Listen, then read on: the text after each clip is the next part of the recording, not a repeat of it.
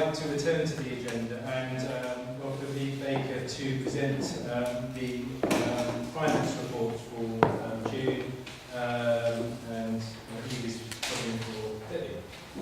Thank you. So I would just speak for a couple of minutes initially about why we reissued the finance report at short notice, and something about the way we report quick numbers.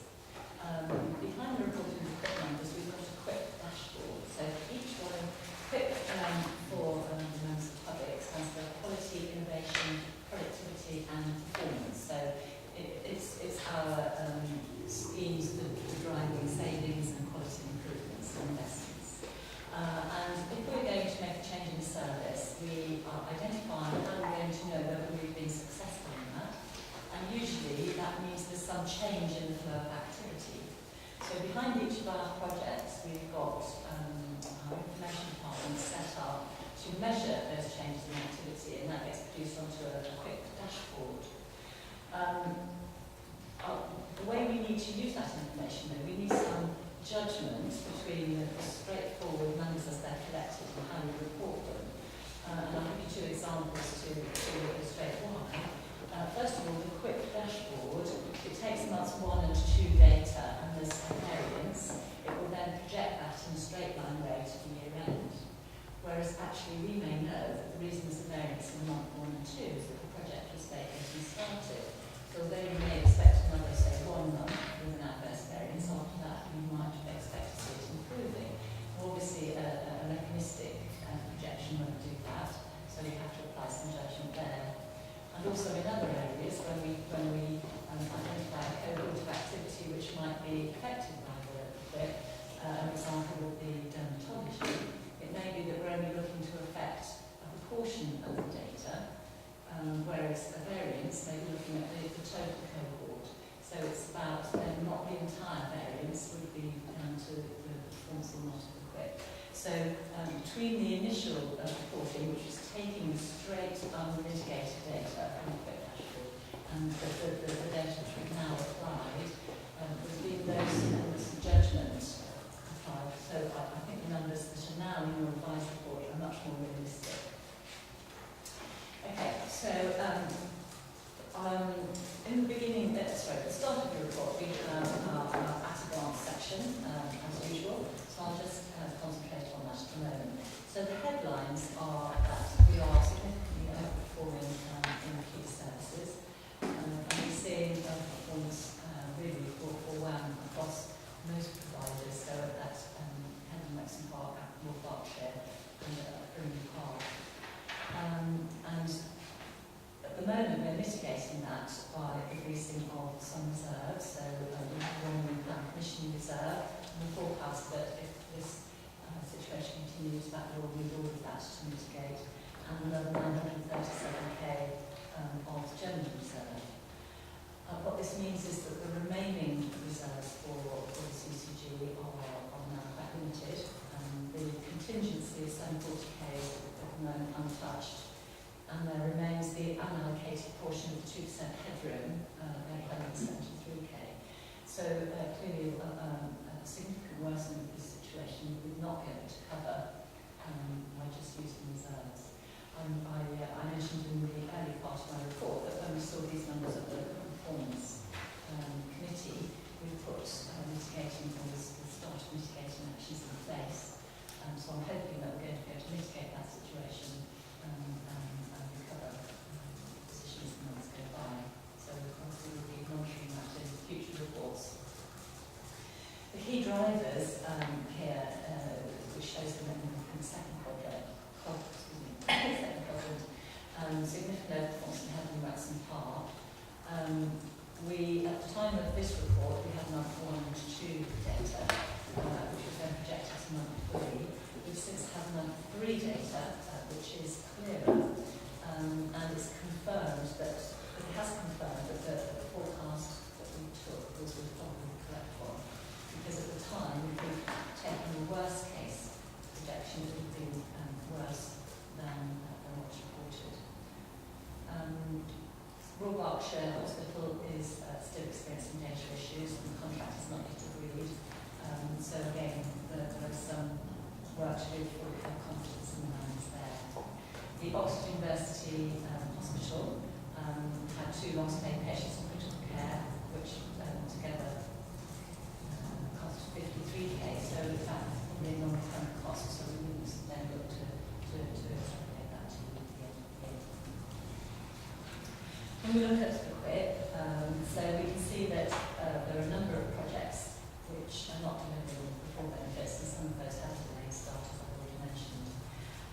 And the QUIPs which are really giving us the most concern, one is the PLCD, or Procedures of Limited Clinical Value, and that scheme won't get up and running until the 1st of August, and that is projecting a 246k adverse variance, and that's the variance for the months leading up to the 1st of August.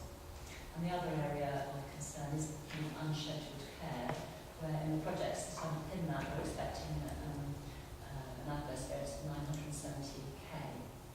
But to offset that, the CCG has brought forward an improved care home project, which is currently conservatively forecast that to deliver a 500k saving. But in fact, the better outcome might be even up to £1 million saving. So again, there is offhand on that one. If you look at other metrics and graphs, we can see that GP referrals have been higher than previous years in first follow-ups. But we do often see an increase in elective activity at this time of year, as trusts are not, they don't have the sort of number of patients in that they will have in the winter, and they often have a seasonal increase at this time of year in that activity. So again, how we project that is to take some judgment. A&E shows a reduction in April and May, which was not in line with the previous trend, which had been steadily growing over a 3-year period.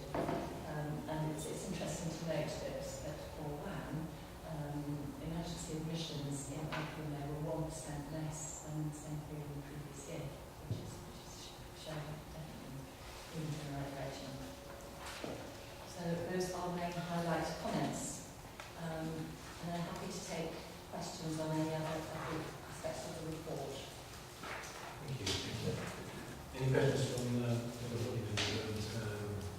Obviously this has been a much updated version in the last 2 hours, but so you may want to kind of subtleties in terms of paper, but any questions? And I'm happy to take questions by email.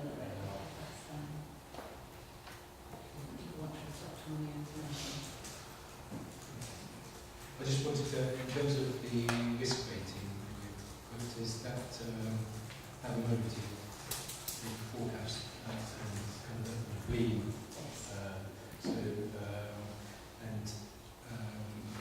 Is that, did that change with the previous paper? No, I think we were still forecasting green at that stage. And I think, that there are sufficient flexibility at the moment to cover this. Obviously, it means that we can't use those funds for other purposes. Yeah. Obviously, with the amount of transformation work that we're envisaging, we need to be able to use our unallocated 2% of those purposes. But until the financial situation is safe, we have to hold back on those alternative investments. But clearly, it's an opportunity this benefit here.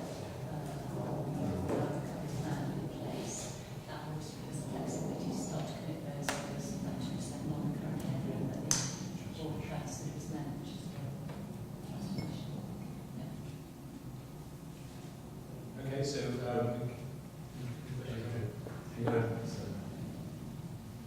is it permitted to ask a question?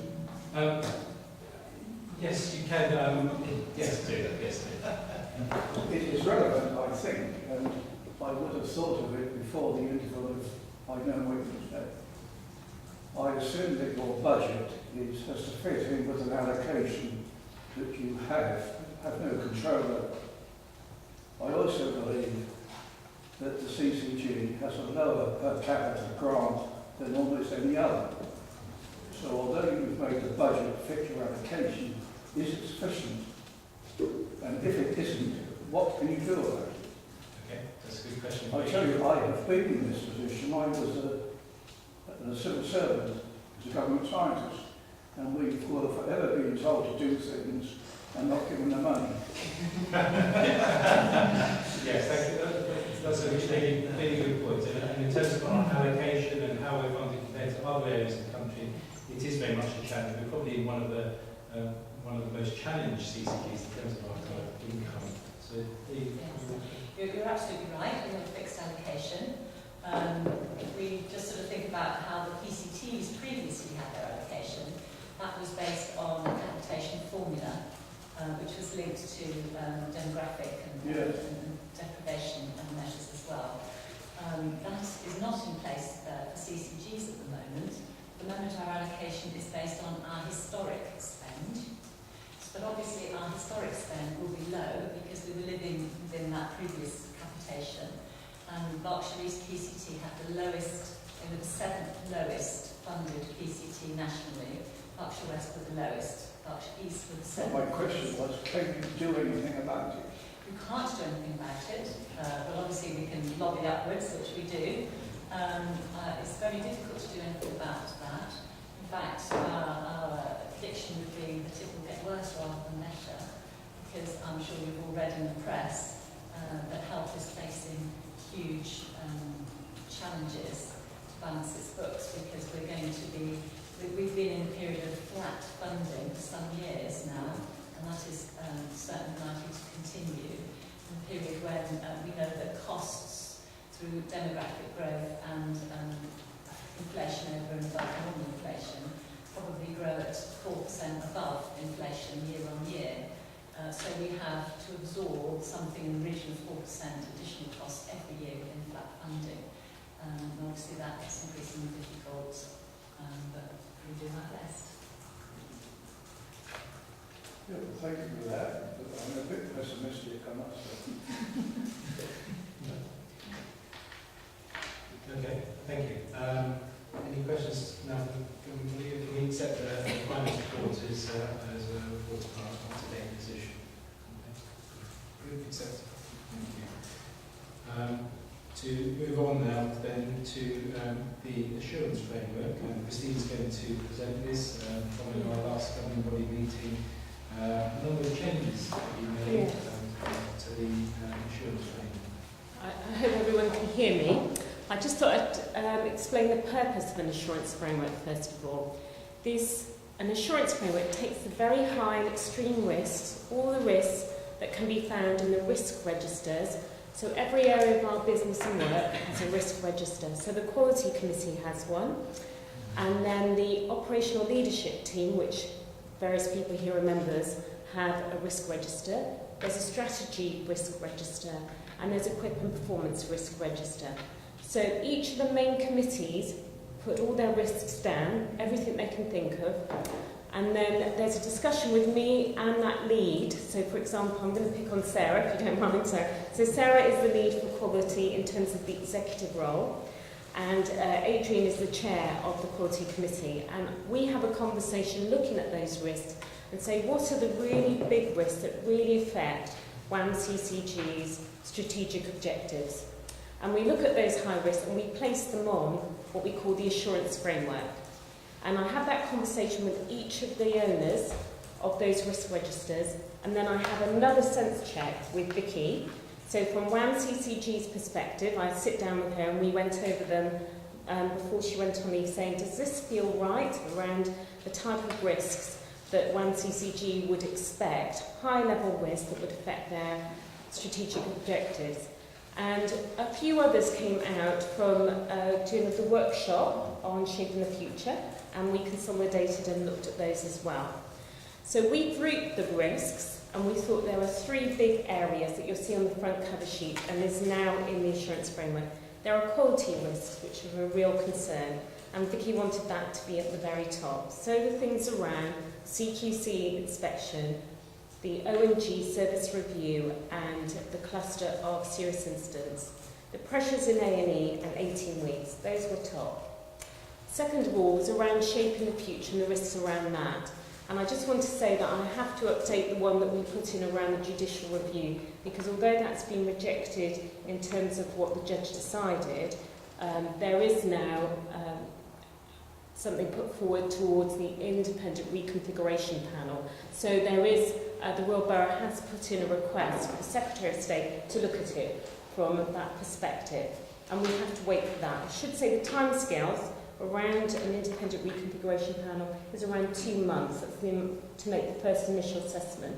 If it does go through, you'll see on various sort of other cases that they can take a lot longer to get through the whole process. But we hope to hear from them very soon. And the paperwork is being put together for submission for that. So that does need to be changed on it. And then the third group of risks that we looked at in our top 3 were just the things that Eve was talking about around QUIP, particularly around secondary care activity rising and the issues around the QUIP gap, that there may be a QUIP gap and the financial risks around that. So that's how they've been grouped.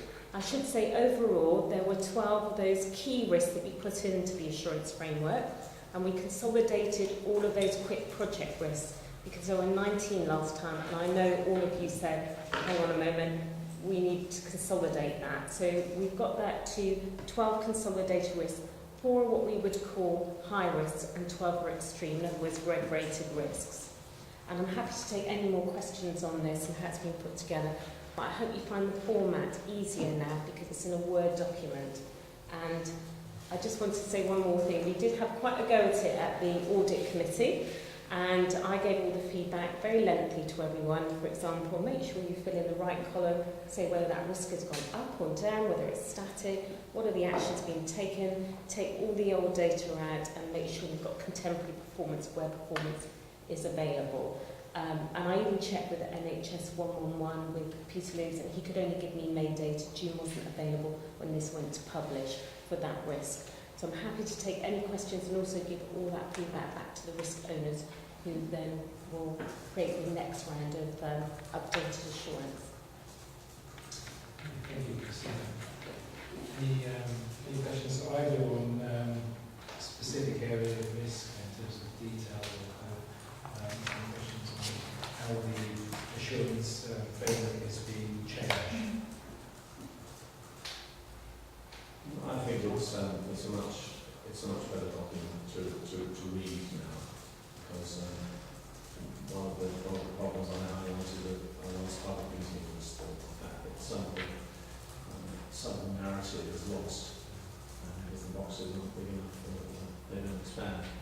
It does that now, so that's great. I think what I'd like to do is go through this again in detail and pick up any points that might arise at the next audit committee meeting, which we have in September. Any other questions regarding members? We accept the assurance framework as it is. If you can think of anything that we missed out or anything that maybe Vicky and I didn't see, but don't forget your risk registers do have the 4 risks in it, and we have redone the WAM OLT risk register that will come to you. Vicky and I have done that, so your next OLT will have that on. Then just let me know that we've missed something, that we should put it on there. It's obviously a living document. Yeah. Yes. And I suppose some of the changes throughout the year will be kind of some of the changes will be more clear through the year as the finance becomes more clear. And it may be that the level of risk might drop from extreme and or high, in which case they would drop out of this report. They'd remain in the risk register. Yeah. It's in the extreme. Yeah, so these are the ones which are highlighted. They're here as extreme because they are. Yeah. And I just want to say there is one new risk, and I did want to highlight that because you did put that in, and you might want to say something about the financial system, because that is new, and it wasn't on there last time. And there was that last edition, if you see the last one that you inserted in, you might want to say something about that, because no one would have been cited on that before. That's true, but we did discuss, I think it was at audit committee actually, we discussed that we would add this risk register. And this is really the risk pressures arising from the transition to the single financial system which CCGs have to use. And we found that it's been very difficult for the CSU. It's caused a huge amount of work, as you can imagine, to get processes set up, to get staff trained, and everybody properly using the system. And it has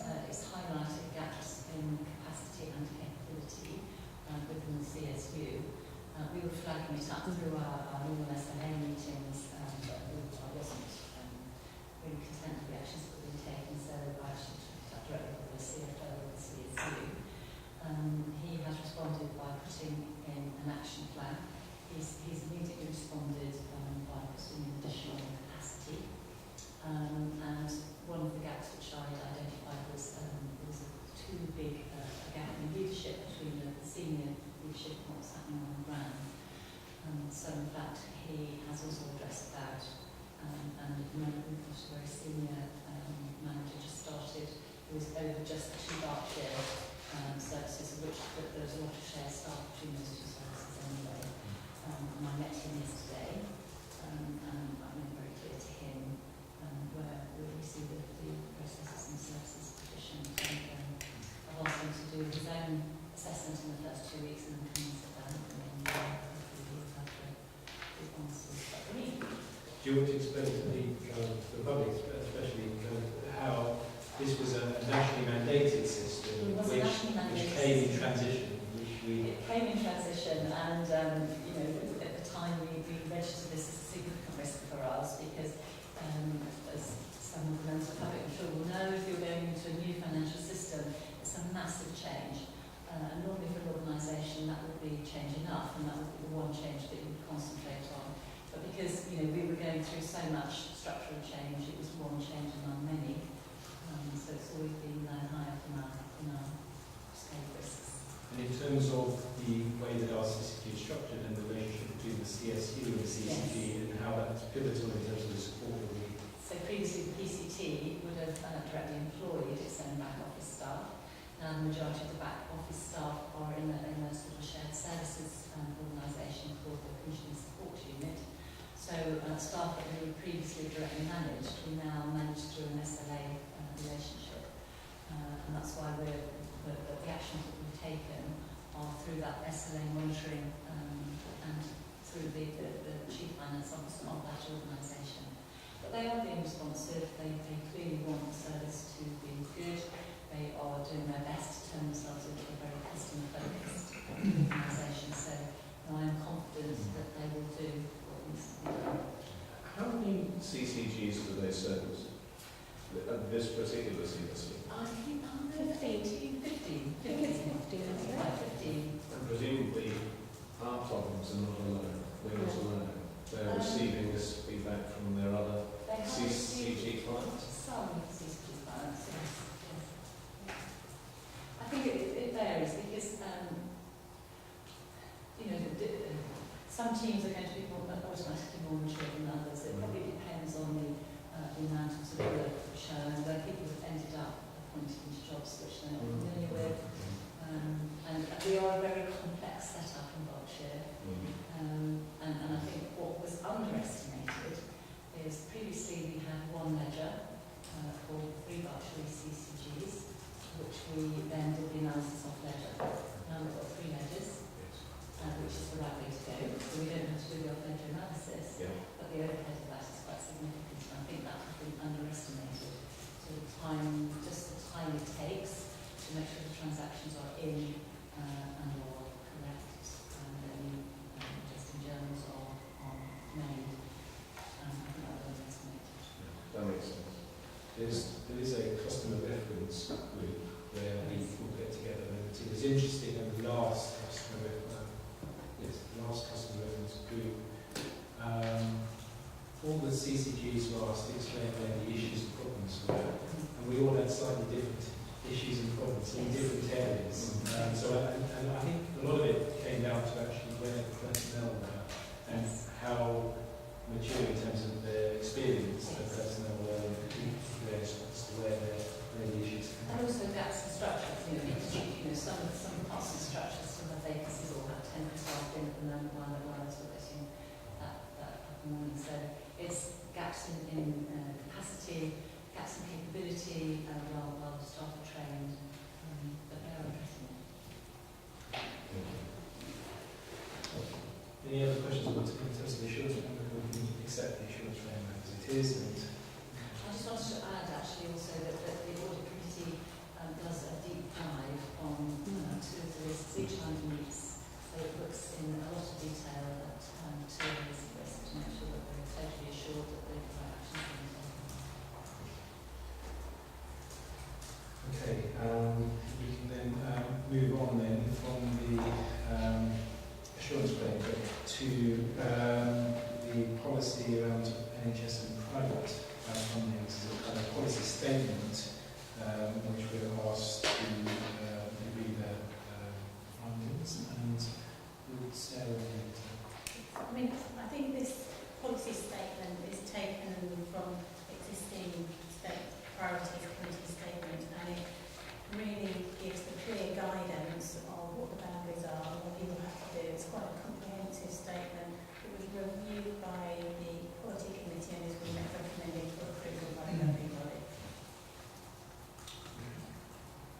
So the paper describes kind of NHS and privately funded healthcare and how patients should be fairly treated with both systems. Is there any kind of comments around anybody to GP members who all use the same?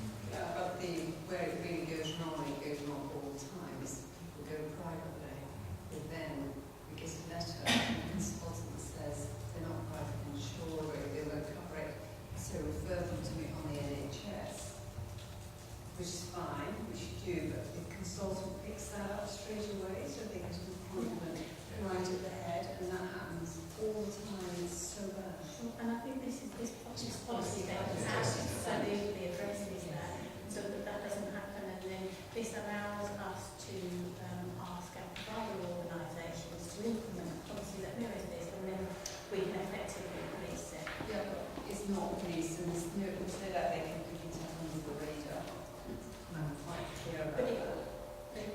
It happens all the time, Which is absolutely why we want to introduce this, GS, because like you, we want it to be a fair system for everybody. But I wonder how these consultants actually pick it up so fast, but they're obviously looking for it, because it goes through the normal route of grace. It's not that you fax them something so they get it in a different way, but they certainly pick it up fast and put people first, which I find really pleasant. And I think that's the reason why we need to absolutely approve this policy, so that we can ask our providers to apply it, and then we can police it without a statement such as this. We are unable to police the system, so it's really good to have your support. And I think it would be helpful if there was a way to make sure that all practices were communicated with in a sort of easily digestible way, so that all practices know what the policy is. And then if there are infringements, perhaps they could come back and concerns or other It's means. just quite difficult to pick up infringements, because you do the referral, then you don't see anything again, except you get a letter, but it's just a new variable. And I guess it goes through Grace, which is our referral sort of management hub, then it goes to the department, and it's flagged up probably by the secretary or someone who's looking for it, and then it gets an appointment ahead. So it happens so often. It seems to be still okay. I've never seen it in this way. No, it happens every week. And I think in some areas it's more prolific than others, because obviously, I think there might be regional variation. which is why we're trying to have some consistency. The system to be fair and equitable. Absolutely. I think the main issue is when people are seen privately and they're still going to go back, and then they come to us with a prescription that they then have been told by the consultant they will convert it to an NHS prescription. So and it's very clear that the law states that if you prescribe something on the National Health Service, you're responsible for explaining, monitoring and taking care of that person whilst they're on that course of treatment. So it's fine if you ask a consultant for a consultation on advising on a treatment for a person, and then they come back to you and you then implement that advice. That's different than if somebody goes privately and then they're advised that they're given a private prescription and they go to the chemist and they're told it's £90. So if they're then told, well, you go and see your GP, they'll give you an NHS one which is free. There is a very specific, and it's a legal requirement. And it's very specific in this policy. Yeah, But but I think that's the policy very the clearly says that if the patient is on a private pathway, Yeah. then the whole of the pathways. But I think that's something that So it's up to individual GPs not to issue prescriptions. well, I don't think the problem is that it's the consultants who are telling patients to come to us, not. Which is, yeah. I mean, it's up to us what we do with the prescription, as to whether we then take over their care or not. I think there's, once we've created this policy, there's two things we then have to do. One, we have to communicate with the key providers, ask them to implement a policy around it, to police their own policy, and then we need to communicate with all the primary care practices, saying You need to that this is... communicate with the consultants who are seeing people privately. That's the where place you need to the be. problem That's where the problem is. And I think certainly some of the organisations are starting to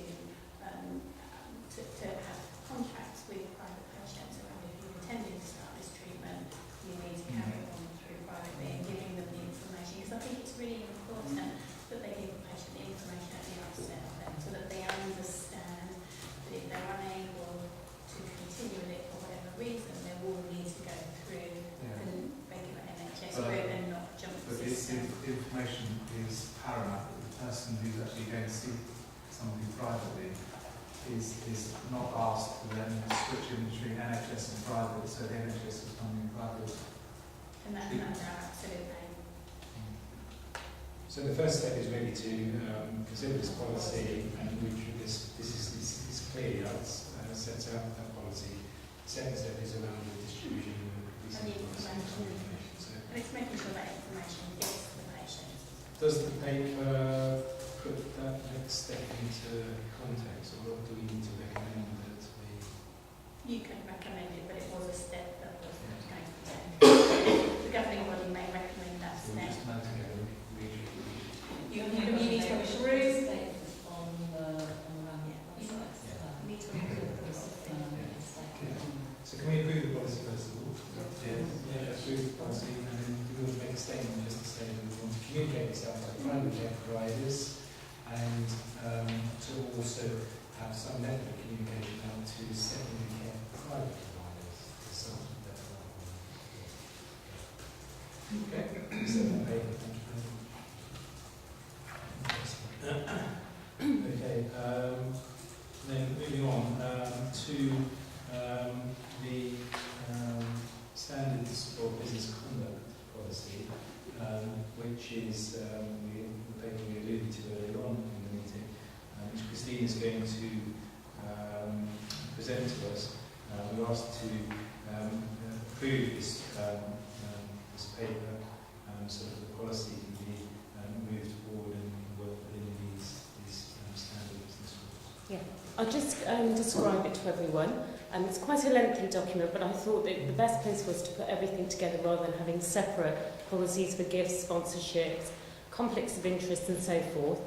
So this policy, which has gone through the audit committee twice, so went through it first time on the 29th of April and then again on the 5th of July. And we took into consideration all the feedback we got from our audit members, which are our lay members across 3 CCGs, but also our internal auditors and our counter-fraud specialist called Barry Edel. And you'll see within the policy there's quite a bit of reference to counter-fraud, and the policy with which I will be bringing here probably around September, because Barry hasn't quite finished it off on counter-fraud, around the Bribery Act, and making sure that we've got a watertight policy. So I'm just going to quickly just go through a few highlights and then ask you to approve it. So first of all, the first parts of it are all around our general principles and our code of conduct, around what the CCG is about, around accountability, probity and openness. And then I've included within this a bit of a statement around what the what the governing body does and its responsibilities, the code of conduct for all members of staff, the governing body, the operational leadership team and all CCG staff. And then I've referenced the Nolan Principles stroke Professional Standards Authority. There's now a Professional Standards Authority, and much of the work that was in the Nolan report and the principles around responsibility, honesty, openness, respect, professionalism, leadership, integrity and selflessness can be found in their documentation. So we've referenced that in here. I just want to tell you a little bit about our conflicts of interest and just go over that. Within each constitution of the CCG, we have always been working to a register of interest, registering all the interests of our governing body members, our operational leadership teams and our member practices. On recommendation from WAM CCG, which I took to the audit committee, they also asked, it's not just all the CCG employees, we also want the register of interest for our salaried, our GP partners, our practice managers, and for this to be signed off. And they all agree. And all 3 CCGs, which is Bracknell and Ascot and Slough, have agreed that's a really good watertight way of doing it. We have provisions that you see at the start of every meeting. We ask people to come forward. Is there anything on the agenda that has any conflict of interest? They need to declare it so that we can make provision for them to be excluded from that item or from the whole meeting if the whole meeting is around a particular item or business interest which affects them. We also make sure that in procurement, and we were talking about that and a bit like we were talking about with the Area T, making sure that if any GP, any member of staff, any CSU person has any relationship to that item, and it might be that they hold shares in the companies that are coming forward, their wife might be working for them, a spouse, a partner, or so forth. They need to declare that, and again, they would be excluded from it. So this policy goes through all of that. It also asks if you receive any gifts, there are provisions in there how you receive those gifts, how you declare them, and how you get signed off from Eve here as the CFO, if it's above £25. Any sponsorship, we've got very tight procedures on that, and I can tell you that because the pharmacy department, the medicines optimisation, often asks me, can we just go through, can we accept this sponsorship? What are the rules around that? And we have actually refused one recently. So anything that contravenes our policy, we don't allow it, and we make this available, so once you've approved it, to all of those companies that offer any type of sponsorship for any event. So the last thing is hospitality. Again, if we receive any hospitality, any gift, any sponsorship, you have to list it on this form that you'll see within that on Appendix 3. And at the end of every year, and I'll talk about financial year, I'll produce a report for each CCG saying what was accepted, what were the rules around that, and publish it, and that will be available on each CCG website, including all of our register of interests as well. And I should say that Barry Edel, who's our account fraud specialist, has asked can he share our policy, which our audit committee had a lot to do with all other CCGs, because he thinks it's very good and as watertight as it can be if we follow everything through. So I've said, help yourself. That's the end. If you want any comments or any changes, please let me know. So obviously it's quite a detailed document, 25 pages, but obviously something that we need to be referring to, thinking and working through as a policy. Any comments around the document?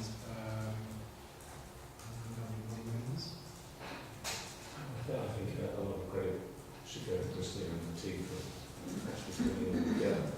I think, yes, it is a lengthy document. I think it's fairly easy to refer to various elements of it as a document. I think it's absolutely essential.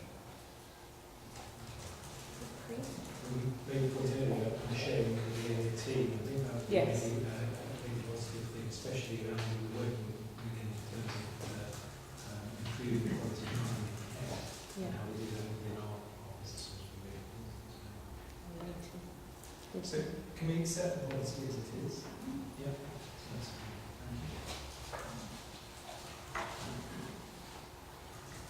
So moving on from that to the complaints policy.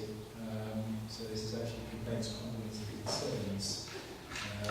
So it covers on and Christine's. Yes, I was going to present it. Sarah might want to pitch in because it comes under the quality remit. I didn't actually write it. This is Sarah Whitaker, who is the Associate Director for Quality Improvement. However, I've customised it and just updated it and made sure it makes sense for us. So this is our complaints policy. It hasn't changed very much from the PCT times because in 2009 the new regulations came out from the Department of Health around how complaints should be handled. And there are 3 elements to it, which is around listening, responding and taking action. So that's still within there. There's also the time frameworks which are in the 2009 regulations are within here as well. So within 3 days we acknowledge someone's made a complaint and we try and respond with a fullest complaint response as possible within 25 days. But we have that discussion with the person who's complained to agree a timescale. For instance, if it crosses over many agencies and we have to collect responses from a lot of different organisations, we have that discussion with them. The complaints team is based in the commissioning support unit. We were talking about that back office function.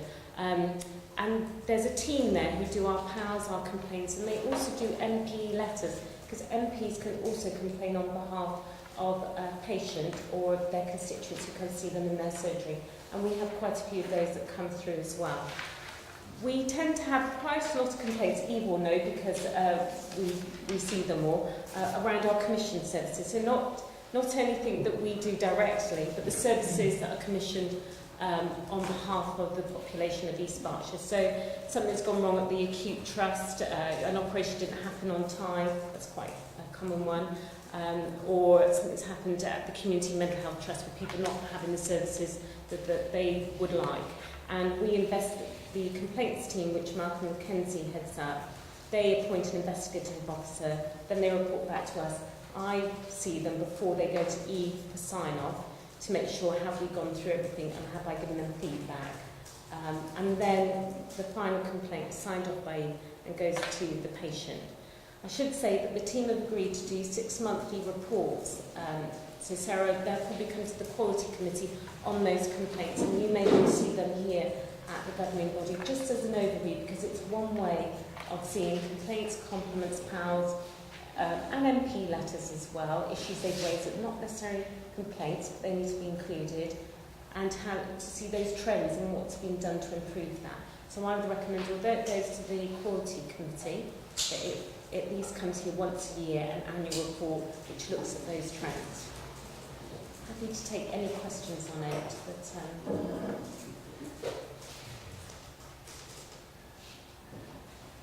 Any questions on the complaints and assessments? Okay, so we you can approve it? Yeah, yes, we Okay, we are moving on. We're going now just to go through the kind of minutes in the reports and the strategy meetings. These two papers obviously come from the Federation Committee minutes. So I'm not going to go through the paper. Is there anything that people want to comment on? I just wanted to highlight, if I could, on the strategy performance, number item 10, which is around capacity review of maternity services. I think this is a kind of a very relevant issue in terms of kind of some of the quality concerns, but it outlines some looking forward to maternity services, not only in East Berkshire, but in Berkshire as in totality. And we are looking around how we want to see what capacity the future holds for maternity services locally, given that I think a lot of the issues that currently being faced by providers are that they are at limits of their capacity currently, and how we work as a in terms of the acute providers to deliver that capacity. Sometimes when capacity reaches over a certain amount of births, it needs a different system to deliver that. And so it means some working together with providers. So I think this is an important bit of work. There's a steering group which is being led by Captain Winfield from the west, but also we have representation from the east. There's been some public health looking at what we possibly need, and we're looking to understand things around midwife units, and also how we can reduce intervention rates to bring good quality care in maternity. So I think it's an important bit of work out how in the future we can plan services much better, but not just work with just individual trusts, but work with the trust generally. That requires work not just from this CCG and not just from the key East Berkshire CCG, but it actually requires a bit of work with other CCGs surrounding us. And obviously this Primly have a lot of what's wrong in terms of their future capacity. They have some plans in place already, which we have to understand and be able to work into the future as well. So that was a nice and much. It's important to highlight at this stage. Just noting that these are minutes from the 23rd of May, and there's no meeting on There the was 7th of June, is there? I should say that they haven't been signed off yet. That was the problem. They're in draft, and really they need the chair to check. They are accurate before then. I was asked that to put drafts, and I said, Right. you should get chairs to more. Chairs, actually, you don't need to take it to formal committee, but you do need. Yes, they're sorting that out today. Yes, they're sorting that out. But I suppose that, I mean, in terms of that work, it's very much kind of your Yes, work. it is.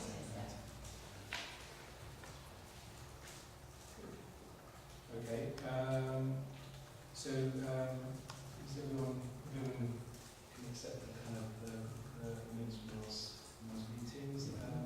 Can we then, we have a paper which came in as any other business at the last minute, which around GPIT service specification. I think the author of this paper, Andy Ferrari, asked for it to be included in today's meeting, although he's not here to present the paper, No. unfortunately. There has been some discussion about this. I've been part of some discussion at the Thames Valley area team and CCG forum, which operates regularly. And I know that James Julie, actually finance officer for the area team, has been involved in some of the work around what's happening with GBIT. So some of his paper relates to some of his experiences. And he's also been involved in some national workshops around what should happen. So I think those have kind of, that background has informed this paper. But it is an important paper because around the IT systems there's work which is going on now and there's work on the future. Yeah, and it's a significant investment, as you've seen. The total is 9 million, obviously 3 million of that is Oxfordshire because it's the legacy part of it, but the rest is for Berkshire, Buckinghamshire and Oxfordshire. And I think you need a fuller explanation. So could I make a suggestion that I'll try and get Andy along to your ORT meeting where you can really debate this and understand what's core and mandated services, you know, within GPIT. Also, what parts of the kit is left outside or what part of the software is, and to really understand what the allocation at practice level will be for WAM CCG, to break it down further, and the timescales for the delivery of that. I think that would really be much more beneficial. So I could do that, but unfortunately I couldn't get hold of him. And I think that's because it is a very kind of detailed paper, and there's a lot of technical detail in it. I think it's not then something we can debate in full and have a decision at this kind of level. Yeah.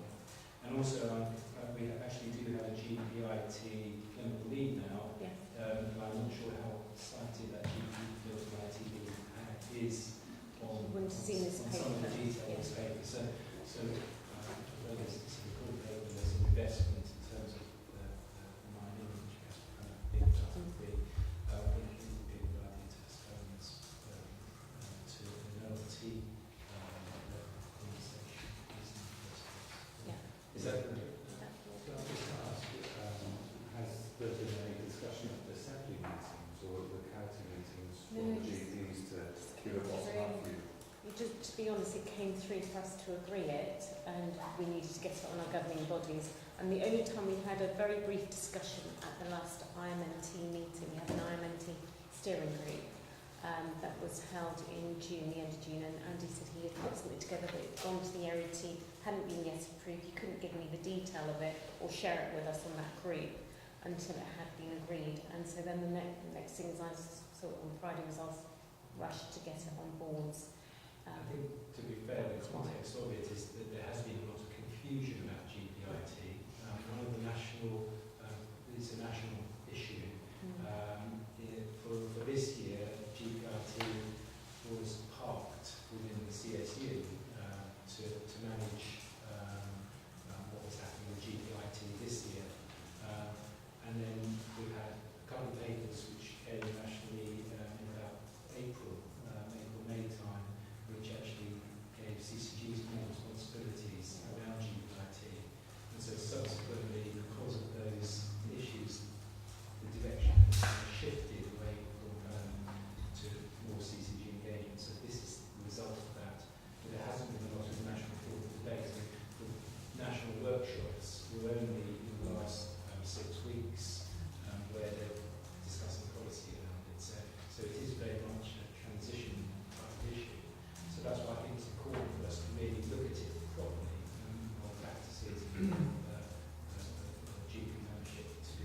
then be able to shape our agreement with it. So, Can I just check, are we talking about medical IT equipment, or is it just office? GPs just don't. it's about clinical systems. Clinical systems, yeah. It's about clinical systems, maintenance of those systems, and also aspirations around how we want to improve and use those systems to the best advantage for patients. Can I suggest, for us as in our commissioning role, would we think this was a reasonable paper to approve, subject to that detailed work taking place? Or, because it feels like that the detailed work is going to be not the work at the moment. It sounds like it's going to be something which is ongoing and needs real detailed engagement. I can leave that as a late question to the governing body. Is anyone I think the first, I actually attended a meeting with Andy Farrar in Gerber here, just talking about this.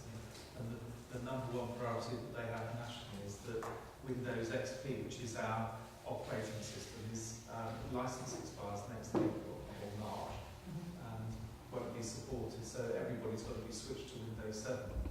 That's imperative, otherwise we won't be able to have a system that's safe when we're operating. Not the clinical systems, that's separate, but it's about, particularly about NHS Mail, which we now use more and more as a means of both communicating with trusts and we also communicate with patients using NHS Mail. So that's a must. It has to be safe and workable. So I think that was their priority. And then after that, it was about how can we develop systems. I think much as Adrian was saying, trying to look at priorities that we would want to adopt, both for our local Thames Valley area and but specifically for our area in the CCG. So I think that's really where the IT lead comes in, about recommending to the governing body areas that we want to invest in. And I think I can agree with the approach. However, there is a lot of detail around some specific around funding and how that fund is going to be allocated. But also, I think one of the issues that is being flagged nationally is that CCGs and practices in CCGs are at varying levels of IT sophistication. And that has sometimes been due to historical funding issues locally.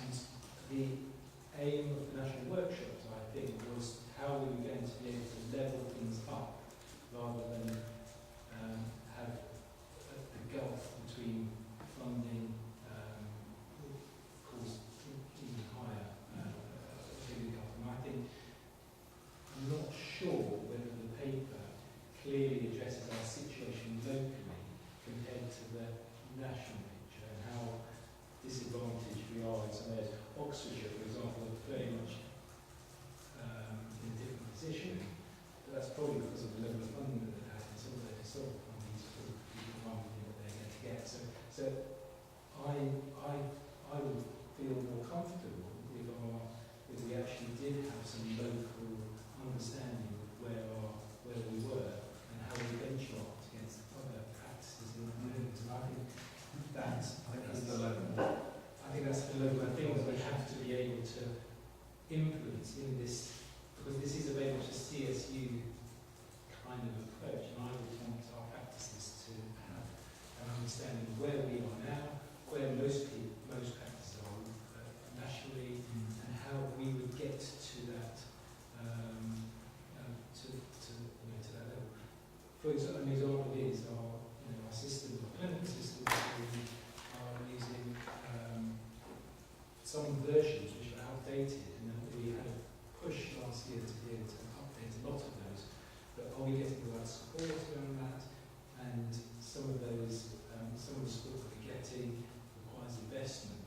And I think that is at the moment it's not very transparent. It's lacking in terms of how much. I think from the conversation I had with Andy, he's quite keen to engage with us about our priorities. As you say, for example, unification of the clinical systems. So it doesn't matter if we go to any practice. And also it helps us with getting ideas about referrals and so on. It helps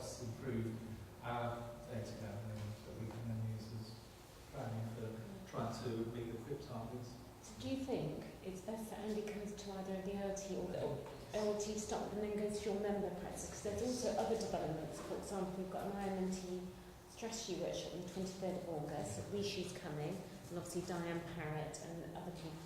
But then there's also e-referrals, and there's this big event which Rachel and I've sent out to CCG managers as well at Heatherwood and Wexford Park Takeover. Choosing Book can do e-referrals and the new sort of developments they want to do. So there's quite a lot that maybe if we got Andy along to sort of say, these are all the things happening, this is happening around GPIT, these are the other things we want you to be engaged with, and then how do we take that down to the practice? And if he works his way around you all, because there's quite a lot going on. And you may not all be cited on it, even if you've got the one or two members coming to the strategy workshop. What do I you think think? it's important that we try and implement something that will improve patient care. Yeah. And you can define patient care in lots of different ways, but I think it's important that what we implement is going to improve the care we can offer for our patient population. Yeah, so that interoperability, all those things aren't necessarily mentioned in this paper. No, they aren't. Which I think is actually the point. And so as a CCG governing body, this is something that, I think is a wonderful Yeah. So let's do OLT and then get him down to talk to your practice, your council members as well. Yeah, shape that. I'll do that. Yeah. That's the only other business. So we're actually kind of come to 15 minutes spare in the agenda. I just wonder whether there's any opportunity for the public to ask any other questions. Not a question, a statement. Can I congratulate you all, and especially Christina, on the adoption of your business conduct policy. It's an excellent document. I think it covers everything I would see. So thank you. I think we might have some conversations around that going forward with the council. I think we've got some scheduled meetings to be able to kind of work with that. Christine's going to support us in that as well. Any other questions or comments? Yes. No, I'm sorry. No, I was shaking my head. I didn't have a question. Did you like to say who you are? Yes, perhaps I'm a member of the public, patient of this area. Are we going to hear more, are we going to receive actual reports about 111 further on? Since at the moment there's not a great deal of statistical evidence, is there, as far as I can see. Will people come back at future meetings? They will. So I think John. I think that's like, I'm sure there will be. There are regular meetings about it. I'm sure there will be regular updates about it in the future. I don't think it's, unless Jeremy Hunt decides that he's going to pull the plug on it. I suspect that we'll be trying to maximise the benefits it can offer our local population, and that means reporting back to the local population as well on a regular basis. But I don't think there's any set time frames out regularly, and but I'm sure it will come up at most of the government body meetings in public at least, and probably and also in between times, because there are regular meetings every week about it. I mean, there are reports from the operational domain, obviously, on a routine basis. And if the governing body wanted to request a specific report on number one, obviously then Has there been allusions to it in really just sort of being highlights of those routine reports that are produced on a monthly basis. There are some summaries inside the reports that have been going up on that. I can't see it, but I guess you've been seeing what we see on here. Yes, particularly in the one on the risk. Yes. But it said, I read it through and it said nothing since May, or there was very little. It's in there at that performance point. data, sorry. Peter Loons, who is somebody who works with us, he works in the Commissioner Support Unit, he provides the data, and at the time of going to print, because I do this about a week in advance, he had only got the May data, but as soon as he gets June data, then he sends it to me. And I update, for example, the Chief Officer's report always has a piece in there around 111, and I put that in the risk you know, in the insurance framework as well. So I always ask him, please refresh the risk and have a look if it's still contemporary and what needs to be input. But he only had May data, unfortunately. But probably by now he's got June data. And if you left your details, we could provide that to you if you've got email or something. We can do that. We could give you the update. I could ask him for it. Yeah, so I'll do that. I think it is very much a kind of a service which is new, but also is working differently in different places. And I think we have had some assurance that it's working, as we talked about earlier, that it's working better here, but it's definitely something that we need to be able to keep an eye on. And I would think it's going to be on the risk register for some time to come. Eve has been working kind of on board as a kind of on an executive level to get the right assurances that it's moving in the right direction. But we definitely need to have an understanding of the quality of the service. And I think